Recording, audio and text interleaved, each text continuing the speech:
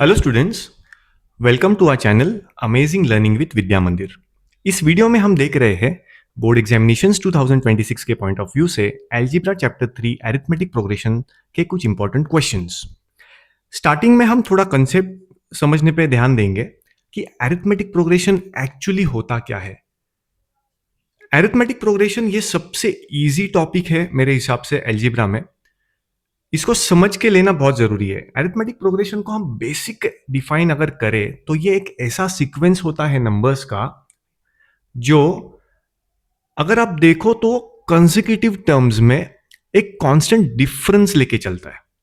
मतलब यहां पे हम डिफाइन पहले कर लेते हैं।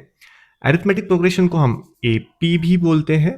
तो हम इसको डिफाइन कर सकते हैं basically a sequence of numbers with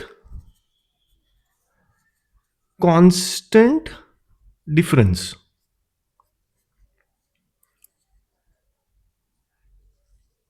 in its two consecutive terms। देखिए यहां पे क्या लिखा है हमने, अ सीक्वेंस ऑफ नंबर्स, मतलब ये एक नंबर्स का सीक्वेंस है विथ कांस्टेंट डिफरेंस। मतलब जो आगे पीछे के कंसेक्यूटिव दो नंबर्स होंगे उसके अंदर में जो भी डिफरेंस होगा वो आपको यहां पे कांस्टेंट डिफरेंस मिलने वाला है। फॉर एग्जाम्पल अगर हम देखें तो यहां पे हम बोल सकते हैं लेट से 1, इसमें अगर हम 5 को प्लस करें तो हो जाता है 6, वापिस अगर 5 को प्लस करें तो हो जाएगा 11, वापिस अगर 5 को प्लस करें तो 16, वापिस 5 को प्लस करें तो 21 एंड सो ऑन। अगर आप यहाँ पे देखोगे तो इन पहले दो टर्म्स के बीच में difference that is second term minus first term, ये 5 हो गया। Third term minus second term, वापिस हमें 5 मिलता है। 16 में से अगर 11 को माइनस करें वापिस हमें 5 मिल रहा है and same goes out through out the sequence. तो ऐसे वाले सीक्वेंस को हम अरिथमेटिक प्रोग्रेशन के सीक्वेंसेस बोलते हैं। पूरे चैप्टर के अंदर में हमें सिर्फ दो फॉर्मूलेज यूज करना है। तो इसमें अगर आप सिर्फ दो फॉर्मूलेज भी लर्न करते हो तो आपको बहुत इजीली क्वेश्चंस को टैकल करना आता है। जिसके अंदर में पहला जो है फॉर्मूला नंबर 1 हम बोल सकते हैं, जो कि है Tn is equals to a plus N minus one into D. Tn का मतलब है ये nth टर्म है आपके एपी में। a का मतलब है a आपका T1 या फर्स्ट टर्म है। n minus one into D, D का मतलब है that is the difference between the second and the first term, या कोई भी दो कंसेक्यूटिव टर्म्स का डिफरेंस है जिसे हम d कहते हैं।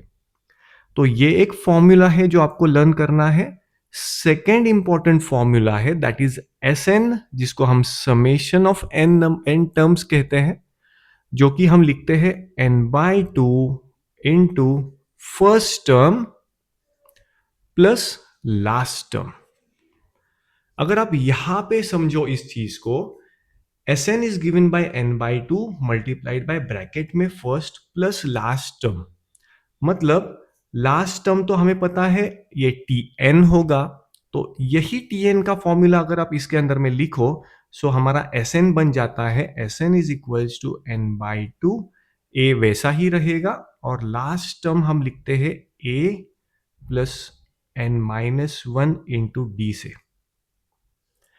a प्लस a यहां पे 2a बन जाता है and n minus one into D हमें मिलता है।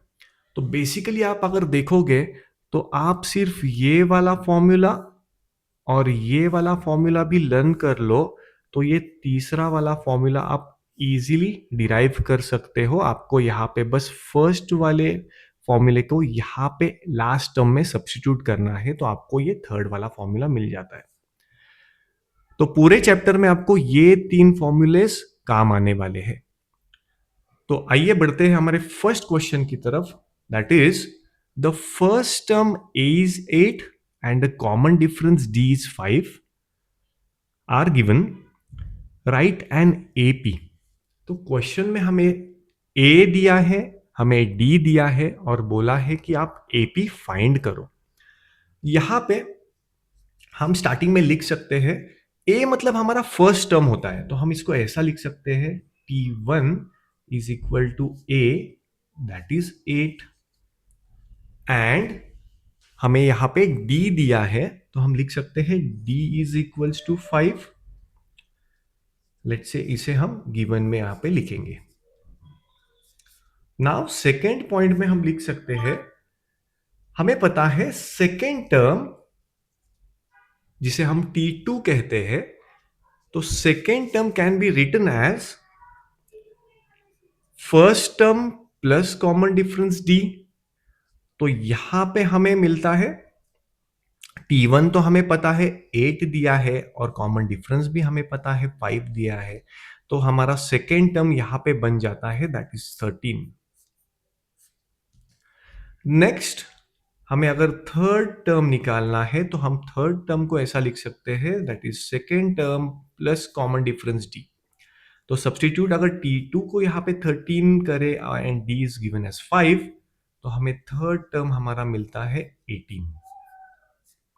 Similarly we can find the fourth term that is t3 plus d। तो t3 मतलब थर्ड टर्म की जगह पे हम 18 सब्सटीट्यूट कर सकते हैं, तो हमें आंसर यहाँ पे मिलता है 23। So we can write that AP अगर हमें लिखना है तो हम लिखेंगे फर्स्ट टर्म दैट इज 8, यहां से हम उसे पिक करेंगे, तो हमारा required AP is first term जो कि है 8, कॉमा सेकेंड टर्म है 13, थर्ड टर्म है हमारा 18, फोर्थ टर्म हमने 23 निकाला है, एंड ये कंटिन्यू रहेगा, मतलब हम इसे आगे डॉट डॉट डॉट दे सकते हैं। तो यहां पे हमें हमारा फाइनल आंसर मिल जाता है that is required AP is 8, 13, 18, 23। Final answer को हम यहाँ पे बॉक्स बनाएंगे। तो इस टाइप के इजी क्वेश्चंस भी आपके पेपर में आ सकते हैं, जिसमें आपको सिर्फ बेसिक नॉलेज की जरूरत है कि एक AP होता क्या है। तो होप आपको ये सम इजी लगा है और आपको इजीली सब चीज समझ में आई है। Thank you.